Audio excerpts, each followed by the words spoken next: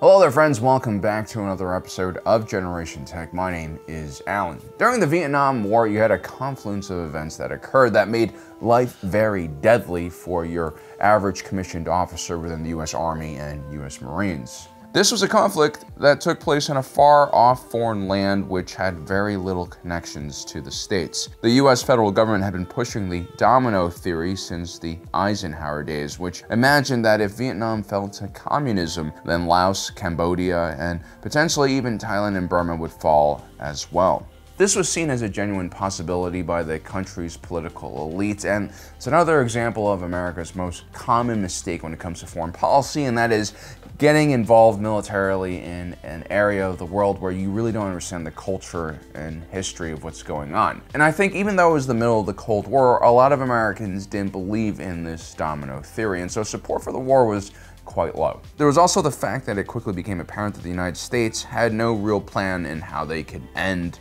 or win the Vietnam War. But what really stirred up the most resentment was the fact that 2.2 million Americans would be conscripted into the military. Many of these men were from poor socioeconomic backgrounds who didn't have the means to dodge the draft, and many of these individuals were also young black men who routinely experienced racism and mistreatment back home in the States. You also had McNamara's morons, which were 100,000 men that were allowed to enlist despite not meeting the mental and physical standards for armed service. Combining these not-so-enthusiastic enlisted men with young officers who were usually from a different socioeconomic class and were motivated to fight, capture objectives, and get their men involved in dangerous situations was a recipe for disaster. And so it's not surprising that as the situation deteriorated in the country, a phenomenon known as fragging began to occur. Fragging was when an enlisted soldier would anonymously throw a fragmentation grenade into the sleeping quarters of their commanding officer. We're not sure how many of these incidents happened during the Vietnam War, which was 9 years long, but from 1969 to 1972, there were over 1,000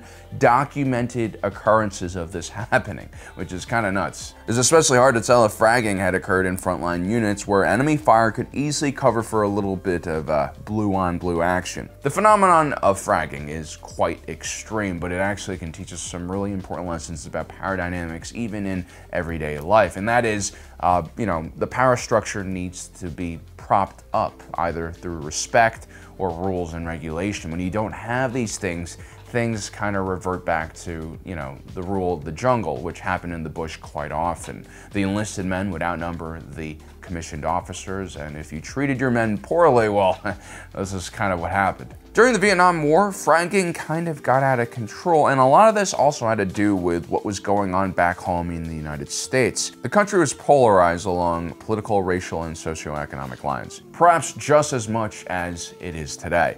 It was during this tumultuous era that a young speed freak named George Lucas, who was rejected from the draft for medical reasons, began developing his views on the wider world. Like many in his generation, he began to fight against the Vietnam War. Parts of the original trilogy, specifically The Battle of Endor, would pay homage to the horrors of the Vietnam War. The Galactic Empire would symbolize all of the worst excesses of human governments, whether it was Nazi Germany during World War II or the US government during Vietnam. And so, yeah, George Lucas at one point saw the United States military as the big bad in the galaxy. And in order to honor that viewpoint today, we're going to take a look at 5 times when Imperial officers were fragged by their own enlisted men because of their terrible and off-putting behavior. Now, before we continue, a quick word from our sponsor for today's video, saber.com. Today we have the Black Saber Moon, which is a replica of the Dark Saber. You get all the cool looks and functions of a premium blade without the cultural baggage of the Mandalorian people, which means random, heavily armed Mandalorians won't just be challenging your right to use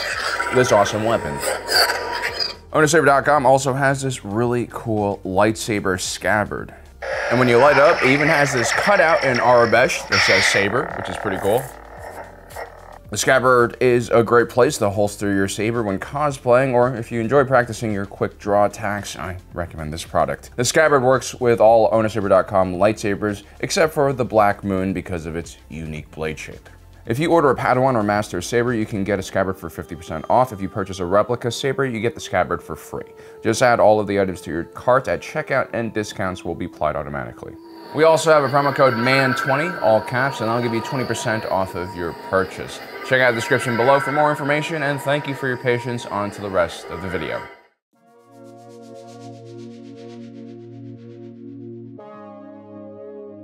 You see, in Vietnam, the amount of fragging went up the more FUBAR things got in country. In 1968, the Vietnamese surprised the world by launching the Tet Offensive. Although the battle was a military defeat for the North Vietnamese, it showed the world that the enemy still had quite a lot of fight left in them. This led to a huge loss of public support at home and a decrease in morale amongst American troops. Fragging would skyrocket in the following years. For the Empire, things were more or less okay for the average Imperial Army trooper or stormtrooper before the Battle of Yavin. Unless you were deployed in a terrible combat zone like Minbom, things weren't really that terrible. And if anything, military service paid better than other sectors, and usually were just guarding some warehouse or factory from bandits. It wasn't really that dangerous of a job. But then the war would escalate with the Battle of Yavin, and then after the Battle of Endor with the death of Palpatine, things just started getting out of control. First, the Empire's logistical network would completely collapse, leaving entire armies and fleets stranded from their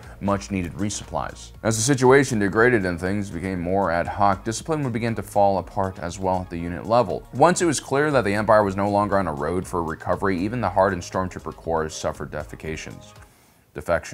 By the time of the Battle of Jakku, the individuals making up the Imperial ranks were either very ideologically hardened or just too terrified to leave. TK-603 had served as a sentry up until the Battle of Jakku. He was thrust into a frontline position as New Republic forces began their offensive on the planet. TK-603 and his squadmate TK-605 stared in disbelief as they saw the Imperial fleet get devastated in the orbital battle above the planet. When their commanding officer tried to come and rally them, TK-605 simply shot him, and the two stormtroopers would abandon their posts. I wouldn't be surprised if scenes like this played out all across the surface of Jakku that day, especially after that Imperial-class Super Star Destroyer started crashing into the planet's surface. TK-603 would one day become a First Order agent known as Terex.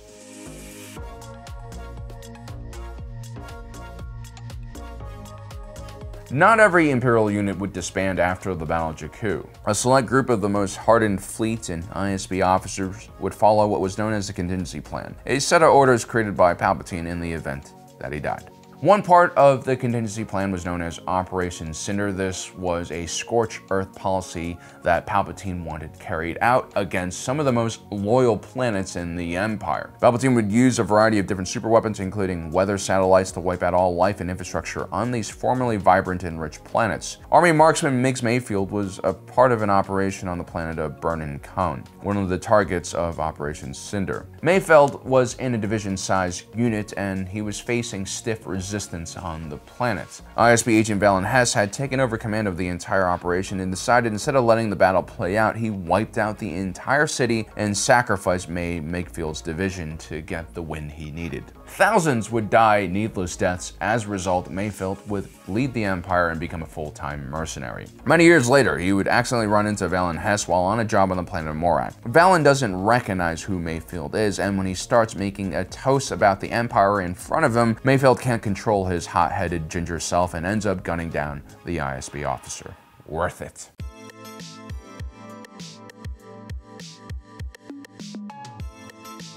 Our next fragging is actually a pretty unique incident. It occurs early on in Imperial history, right before the Galactic Civil War kicks off, at a small isolated garrison on the world of Aldhani. On the planet, there were several small outposts, including a military base located in the Highlands. It had about 40 personnel stationed there, and they were guarding the entire sector's payroll. One of the lieutenants at the Aldhani garrison was a man named Lieutenant Gorn. He was a capable officer who balanced discipline and respect for the chain of command with occasional concessions to the enlisted men to keep morale up. But little did everyone know, Gorn had become a rebel sympathizer ever since the Imperials killed a local woman that he had fallen in love for. Lieutenant Gorn viewed the Imperial treatment of the locals as completely unacceptable. He just wasn't stupid enough to say that out loud. Not too many Darnies to worry about anymore, though, eh? I don't know. It's less than 100 last time. Still enough to smell him, right? This is Corporal KIMZI. He's kind of a dick. He's fully embraced the Imperial mentality that anyone who isn't Imperial is inferior and backwards. Such beliefs made his job, which was oppressing the locals, a lot easier. And as a corporal on such a small garrison, KIMZI also served as the base's communications officer, and he also led a small squad of soldiers. When Lieutenant Gorn aids a rebel raid on the garrison's payroll, it's Corporal KIMZI that leads the response. The second the shooting starts, without hesitation, Corporal KIMZI guns down Lieutenant Gorn. Corporal KIMZI's actions were pretty automatic. One can only wonder if the corporal already had a feeling that Lieutenant Gorn would betray the Empire.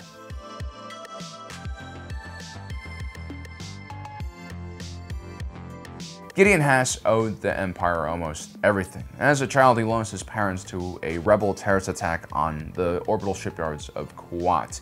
He would be enrolled into the Imperial Academy system shortly after. Gideon HASK would eventually join an Imperial Special Forces unit known as Inferno Squad. This was a highly secretive counter-terrorist unit that was designed to infiltrate and destroy dangerous groups like Saw Gerrera's partisans. The leader of the group was Senior Lieutenant Iden Versio, the gifted daughter of ISB Admiral Garrick Versio. The unit was rounded out by a third member, Stormtrooper veteran Del Mico. The unit functioned very well until the Empire suffered its defeat at Endor, and Operation Cinder began. Inferno Squad would be tasked with destroying Vardos, which was Iden Versio's home planet. Iden would choose to defect from the Empire during the mission because he's not completely crazy, and Gideon HASK, who was tasked with watching his commander, ends up trying to arrest her. Gideon HASK gets shot in the ensuing exchange and loses track of Iden. But he finally manages to catch up with her many decades later as a First Order officer and mortally wounds her, losing his own life in the process.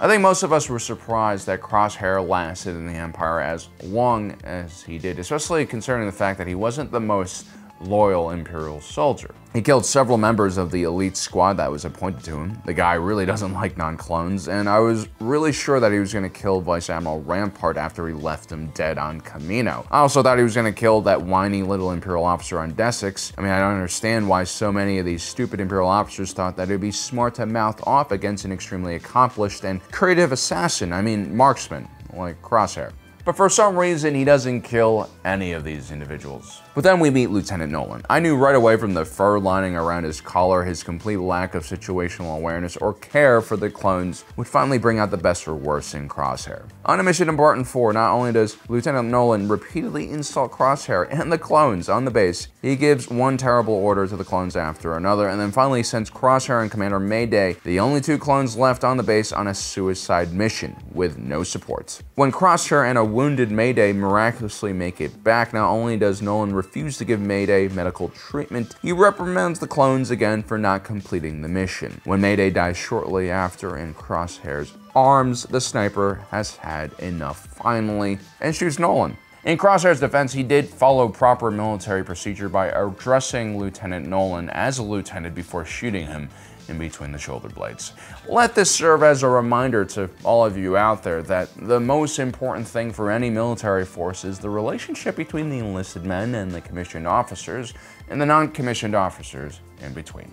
I hope you guys enjoyed this episode about fragging, and I hope you don't do any fragging anytime soon to your commanding officers out there. Also, don't forget to subscribe and hit that notification button down below so you don't miss out on the rest of our awesome content. My name is Alan, reminding you that my allegiance is to the Republic, to democracy,